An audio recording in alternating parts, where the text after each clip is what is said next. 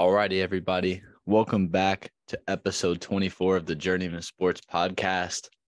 Me and Kate are back today on Tuesday, December 13th here, trying to get video for week 14 breakdown out to you guys. A lot of pretty good games this week. Me and Kate didn't do too bad on the pick'em this week, which we'll update you guys on in what should be another episode coming out this week with the week 15 pick'ems. But yeah, pretty good week of football, and definitely a couple upsets that happened, and started off with one of, I don't even want to call it an upset, but you got the Detroit Lions, who ended up actually beating the Vikings, and the freaking Lions they're cooking something up over there. They are. Yeah, this game was weird to watch, especially since, on the preview or the pick'em, I guess. We were kind of like, this could be a game that the Lions win. I could see the Lions winning this game. It seems like a game, that they could stand a chance in. But I said I chose the Vikings just because, they've been the better team this year. And I didn't expect Jared Goff to throw 3 touchdowns for 330 yards, as we see right there. So, crazy game. Good game to watch. Vikings just didn't play up to the Lions level.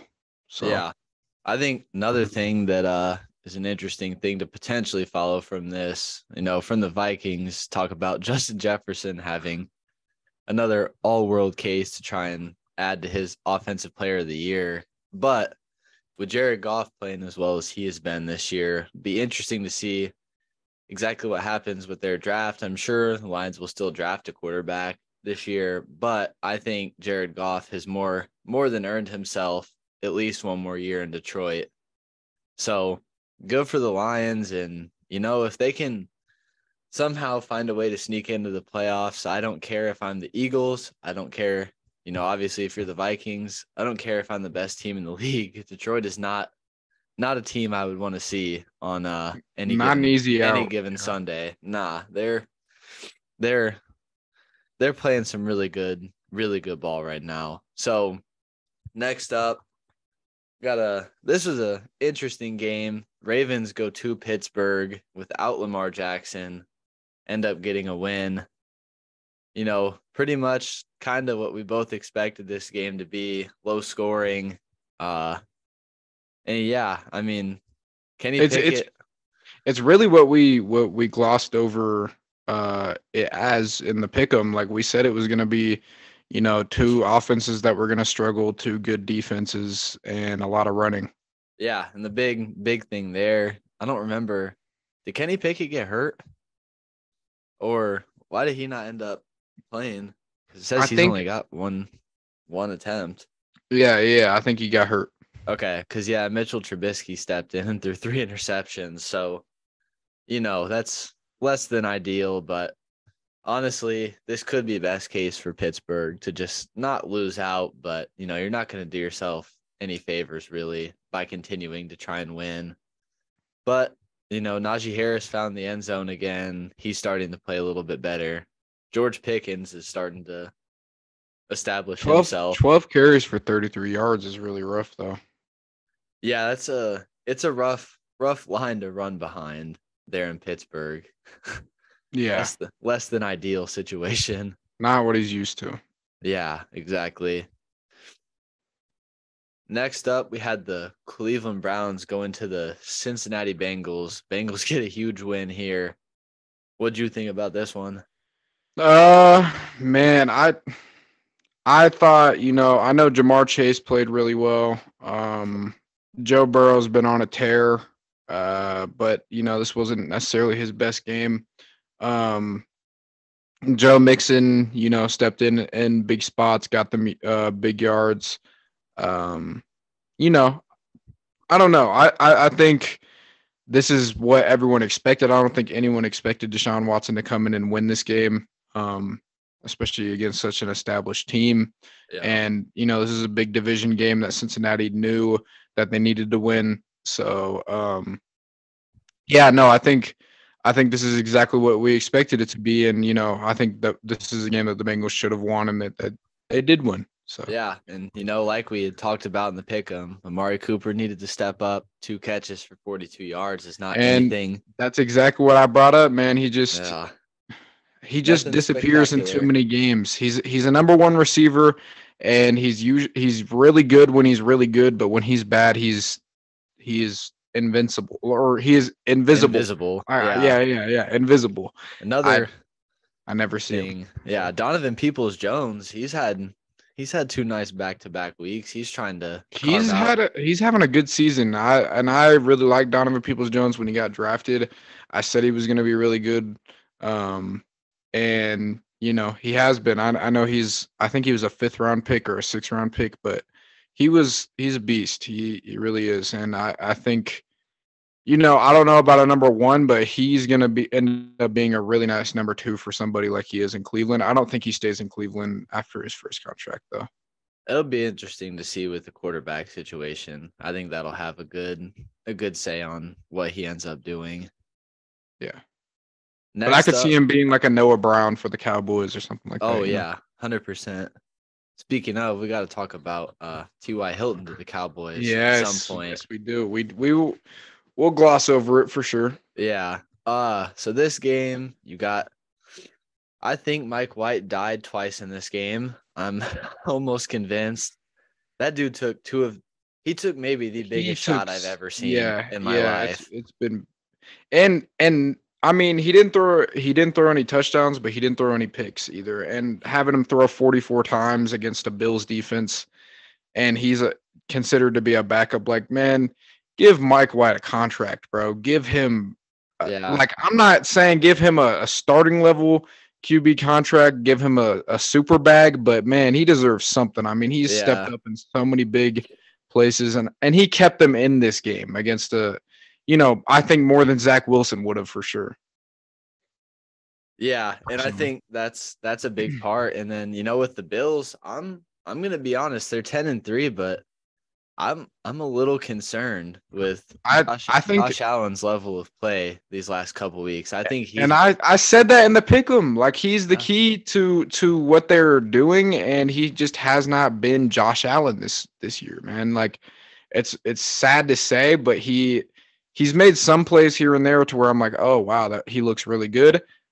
And then he has like a lot of plays this year to where I'm like, what the hell? Like Stafford last year, like, yeah, Stafford was really good sometimes, and then all of a sudden he'd make the most dumb throw you've ever seen in your life, and you're just like, what the hell was that? Yeah. And it makes it very hard to judge a quarterback. But I like Mike White and his grit, bro. Like, I like that football player grit, and that's what he has. Like, he has that dog in him 100%. And this is going to just be something like, he's had some turnover issues, Josh Allen has. And I think, especially in the AFC, that you're going to be playing, like, obviously every team that makes it to the playoffs is good. But I feel like the AFC, I don't even know, though. I don't really know which, like, side is better. But big win for the Bills. They keep themselves, I believe, atop the AFC, if I'm not mistaken. Yeah. So, yeah. Either them or the Chiefs. I don't remember. I think it's them because they beat the Chiefs. They would have the tiebreaker, I think. But that's a good win for them. And then the Jets are just kind of slowly. Okay, game, man, this game was really weird. This game was like very, very weird because the Texans defense had a day. I mean, they forced a fumble and had 2 picks. And I think Devin Singletary had one of those picks too. And man, it was a very weird game to watch. Tony Pollard had a touchdown receiving and rushing. That was cool.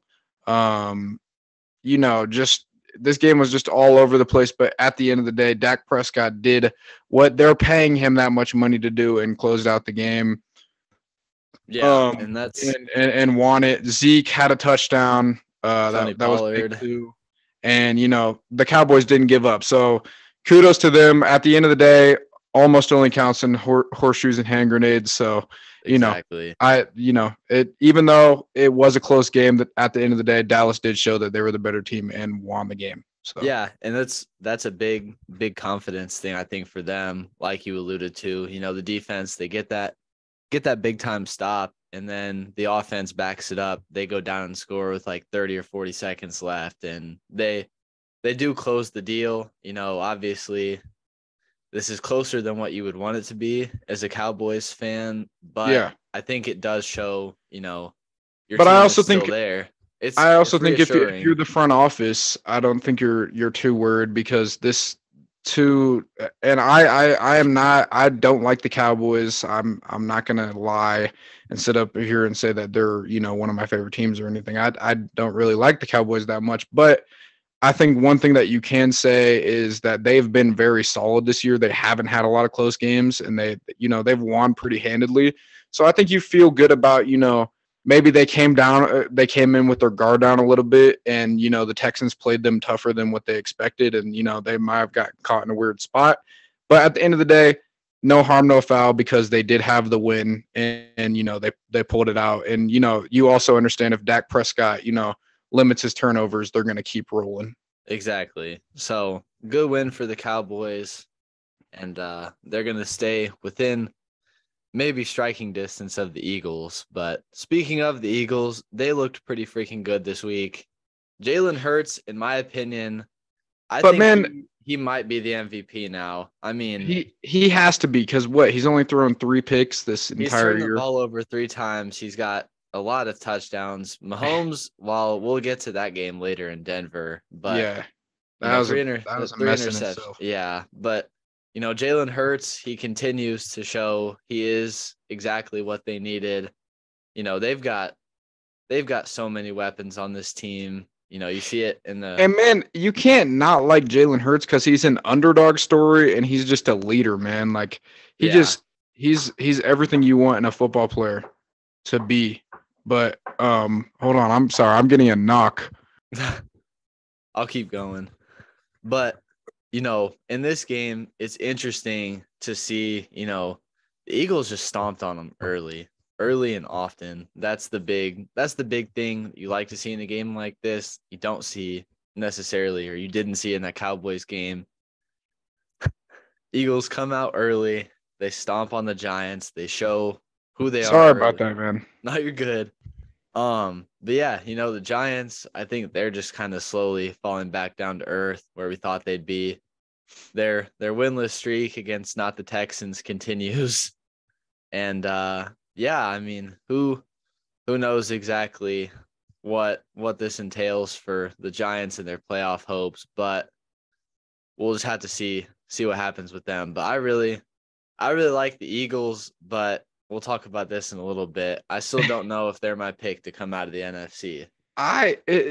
And by the way, if you're a first time viewer, that is not a regular occurrence here on the channel. That is something. It is college. You do have to cut me a little bit of slack. People just come and knock on the door. It is what it is. But yeah. Coming into the game, I didn't like the Giants odds anyway. And as we talked, I think the expectations got raised for the Giants very, very high, very fast because they won a lot early. But you also have to come in like if you were a Giants fan at the beginning, you also know that this is kind of what you expected. Daniel Jones, man, I think it's finally safe to say that Daniel Jones is a perfect bridge quarterback, but he's nothing more than a bridge quarterback. He's not anything special. He's not, going to be a guy that's, oh, wow, he's going to make insane throws and he's going to make all these crazy plays. Like he can win for you sometimes, but I compare him He's to, not going to be the reason that you win. I compare him to like Andy Dalton, like a guy that can win, but he's going to make a lot of boneheaded plays and he's not going to really be a confident option. So I think, at this point, the Giants need to keep building the offensive line and everything and need to keep fixing up that defense, but they're in the right direction. Also quarterback, is I don't think they have their quarterback of the future by any means. Yeah. And that's exactly what you see with a team like the Eagles. They have shown that they do have their guy of the future. And man, this is the game I've been waiting to talk about the most. How about them Jaguars, baby? How about Trevor Lawrence? MVP next year, I'm telling you. Double stamp it again. Trevor Lawrence has looked so good. Don't even do that. Don't even. Hold on. You know what? No. I got time today. I'm gonna give your boys praise. I'm gonna give your boys praise.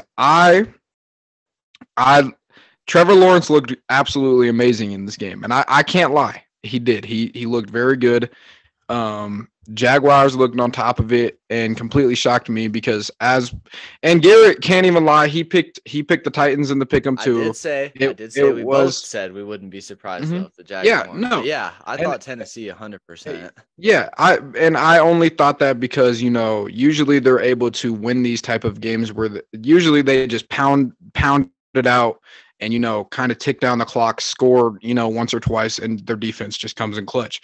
Yeah. And that's usually the type of game that the Titans play, and usually the type of games that they win. And so the type of game that does not favor the Jaguars with how exactly. Has been. So we did have good reason to think that the Titans were going to come out and win this, but then I had no idea that Trevor Lawrence was going to come out and throw 3 touchdowns and no picks. Only missed 12 passes and no picks, and that the whole Jaguars offense was going to go crazy. So, yeah.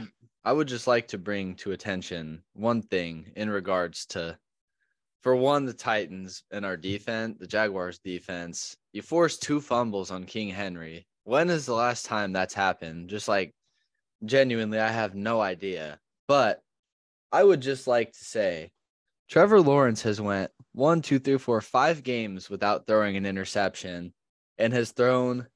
That's been against Las Vegas at home, which was a win, a narrow loss at Kansas City, a win at Baltimore, a loss at Detroit, and then a win at Tennessee. So, when you get 3, 4, 7, 8, he's got 10 touchdowns to no picks in his last 5 games, which, we talked about before the season, which would be his big step, was not turning the ball over as much. And he's got 20 touchdowns to only 6 interceptions this season. And then another thing, Evan Engram had, he picked a great time to have a career day. I would like to shout out Evan Engram, 11 catches for 162 and 2 touchdowns.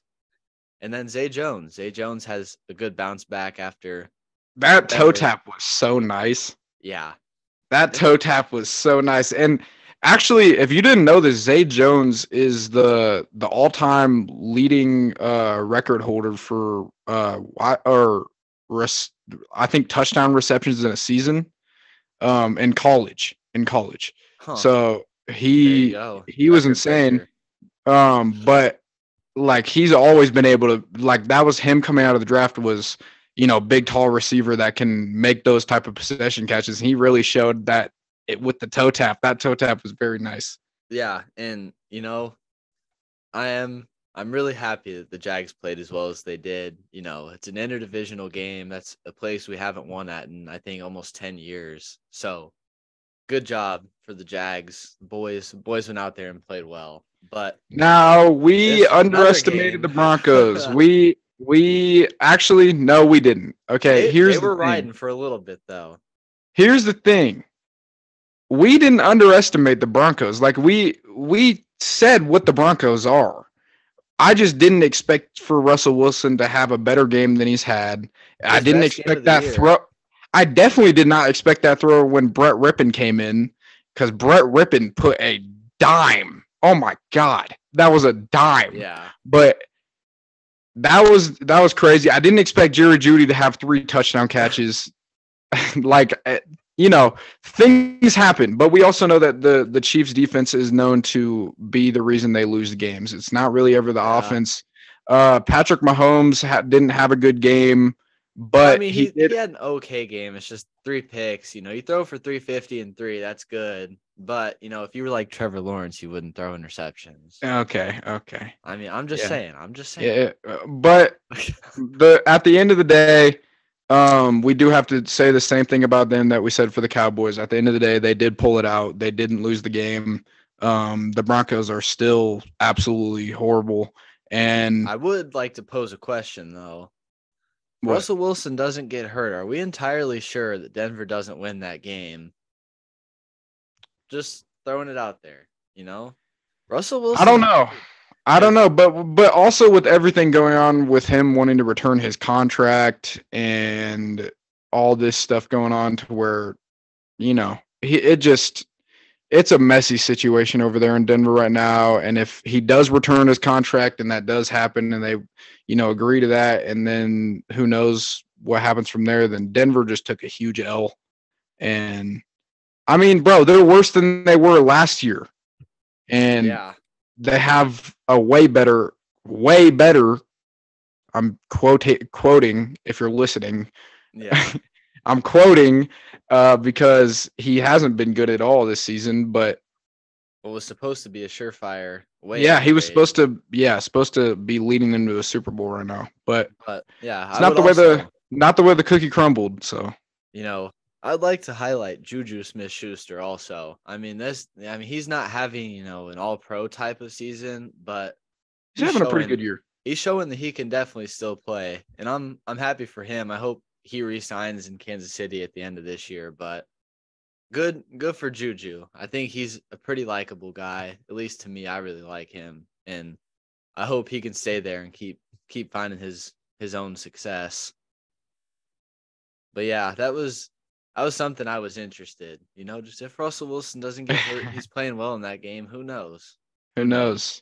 This is a surprise. This is another one we both underestimated the Panthers on. I didn't think Sam Darnold was gonna. I didn't think Sam Darnold was gonna be able to really do anything, but he made a couple throws here and there, snuck the ball in some places I didn't think he could sneak it in, and the touchdown, and Laviska Shenault is looking like he's going to be a good option on that team for the future. Because who knows how long DJ Moore's there. Yeah, that's a good point. And I can we keep singing the praises of freaking Deontay Foreman, bro? Deontay Foreman. I'm telling you, it may not look like it on the stat sheet, but if you see this dude run, bro, he is literally a mini Marshawn Lynch. Like, this dude is insane. Like, I've liked him since he's been on the Texans. He had some runs with the Texans. He had, even back when he played for the Longhorns. But like, man, bro, like seeing him with the Panthers and they're just letting him go. Like, I really hope he sticks on the NFL roster and I think he's not going to stick there. Yeah, I hope that he's not just a guy that bounces around and fades out. I really want him to stick somewhere and just because he can be a number one back. Like, he looks like a number one back when he runs. Yeah. And he's had like a 3 touchdown game this year. Like he looks like a number one back when he runs. I just think he needs to keep getting the opportunity. And right now, if you look at the stats, he got majority carries. So yeah, and Chuba Hubbard, this is an underrated kind of 1-2 punch here. Chuba Hubbard's pretty solid too.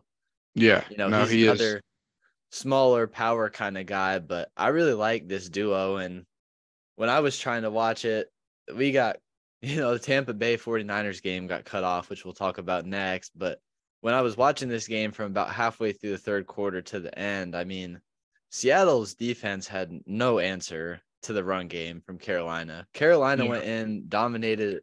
It felt like they had the ball the whole time. Almost. Which is what always saves Carolina is their defense. Yeah, but they came in and ran the ball. I'm saying Seattle's defense had no answer to this run game. But also Carolina's defense played really well too. And like picking off Geno twice doesn't really happen that often anymore. He looked like old Geno Smith in this game. Yeah. But the Seahawks are still in a place where they could compete for their division. So yeah, San Francisco we'll talk or at least about a playoff spot. Yeah, we'll talk about San Francisco now. Holy shit. Brock Purdy, dude. You go in and your first start and you outduel the greatest player of all time. Like, yeah. I That's mean, Christian ridiculous. McCaffrey also finally had Yeah, like I mean, a breakout game. McCaffrey's been playing really well for them the whole time. He's been playing well, but If he I'm stays healthy, saying bro, this type of game. if they can stay healthy, like Debo, it seems like, he got hurt, but it seems like he Bro, got that away looked like an lucky. ACL. They said it's a high ankle sprain right now, but I'm telling you, if Debo is healthy going into the playoffs, and so is McCaffrey and George Kittle, the 49ers are my pick to make it out of Okay, the NFC. but I don't know their schedule off the top of my head, but depending on, because you think they're not going to play Debo, because there's no way they'll play him and risk him getting hurt. Yeah, so they're not going to play him. Probably rest like what the last 3 games. I think it's 3 or 4 games left, so yeah. They're not going to play him, and then depending on Garoppolo's done, Trey Lance is done. So Brock Purdy's throwing the ball. So Brock Purdy with no Debo. You still got, let's see. You still got McCaffrey, but McCaffrey's not really. He's not a bell cow. Brandon Ayuk is really good. Kittle's good, obviously. But, I'm just saying, Debo is really the heart of that team because they throw and run with him so much. And then on top of that, you have a rookie backup quarterback who was the last pick of the draft. It's like, but yes, did he play good? Yes, he played good. Here's my thing. But you also got to think Tampa Bay hasn't been that good this year. Tampa Bay's defense is also very hurt, and I don't know, man. It can get really dangerous to see a game like this played by a guy like that, and then all of a sudden he has this underdog story. And then all of a sudden, people think he's better than he is. And then when he crumbles, everyone's surprised. It's just, to me, I think this is kind of an overlooked thing, potentially with Brock Purdy. But, he's practiced against, I think San Francisco's got the best defense in the league. I feel like that's a pretty non-controversial thing to say. It's between them and the Cowboys, yeah. Yeah, but regardless of whichever way you take it, Brock Purdy's practiced against that defense now all year, pretty much. Mm-hmm. And, I think he showed that he can play at least a little bit. He only missed 5 passes, too. That's pretty good. Yeah. And I'm not going to say he's going to be the second coming of Tom Brady, or anything like that. I'm not going to jump on any bandwagons going crazy. But, I think, no matter what kind of quarterback you are, when you go and play in San Francisco, you're a system kind of game manager. You're only going to throw, ideally, 20 to 25 passes a game. You've got to make 1 or 2 throws maybe off platform. And then other than that, you're just going to beat people to death running the ball. And then you've got your defense to back you too. But I still think exactly what New England did for so long. And I still think if Debo is healthy going into the playoffs, and so is majority of that team, I would pick them over the Eagles. That's a controversial take, but I would. I don't know with Purdy. I don't see them being. That's the only question mark. I'll have to watch him carefully down the end of this year, but right now they would. I watched this game, and this game was gotta go pee so bad. So okay. Keep going. I watched this game, and this game was. We have a weird episode going on today, guys. I'm sorry. Both of us are kind of. Everything is kind of everywhere right now, but we're still going to keep the show going. We love what we're doing over here, so yeah. But I watched this game, and one of the weirdest games I've seen in a long time. The Tyreek Hill fumble with him picking it up and running around and then scoring a touchdown for the Dolphins' first points of the game. That was weird. Jason Sanders nailing a 59-yarder, I think, to give them a chance at the end, and then the onside kick that got muffed but picked up by Blake Neiman. Just a weird game, but it came down to the wire, and everyone loves to watch a game like that. And then once they got the onside kick, it was over with. But really fun game to watch, really fun storylines. Tua didn't play his best football, but nothing wrong with that. Justin Herbert didn't necessarily play the best game either, but he had a better game than Tua. But yeah, he had a pretty good game. But Mike Williams is so underrated. Yeah, dude. I don't know. It was a weird game just with everything that went on. Yeah, Definitely not the way either of us saw it going, that's for sure. That's a big loss for Miami too, divisionally, with Buffalo Yeah. winning. So, and then nightcap yesterday, Kyler Murray tears his ACL is the big story. You know, it sucks for the Cardinals. They've kind of had a season from hell almost, with injuries and just not playing anywhere near to expectations. Colt McCoy did step up though. You got to give him some credit. That run where he literally just took a hit and kept going. That run was nice. Didn't throw any touchdowns. Did throw a pick, but starting to keep thinking Mac Jones is just further and further from being even a serviceable kind of quarterback. Mac Jones did not look good last night, man. It's just like there's some games like the Vikings game where you're like, all right, I could see that dude being, a guy there. And then there's games like the last couple where you're just like, what the heck is happening? Like, yeah, he's almost bipolar. We need fat Mac Jones back, dude. When he was fat, he was good. When he was that's how it goes, I guess. But now that he's got skinny and he's ripping stuff, I guess he just got too big of a head and can't play football the right way. Yeah, I mean, but the running game saved them last night. They had 2 big ass runs. Yeah, I mean, I don't know who this Pierre Strong dude is. They're both rookies. They're both rookies. And the most New England thing ever, 2 absolute nobodies step up and win them a game. So yeah. I mean, New England's gonna do what they're gonna do. They're gonna bounce around 500 pretty much, and I don't know. Next episode of Cardinals Hard Knocks will be even more interesting.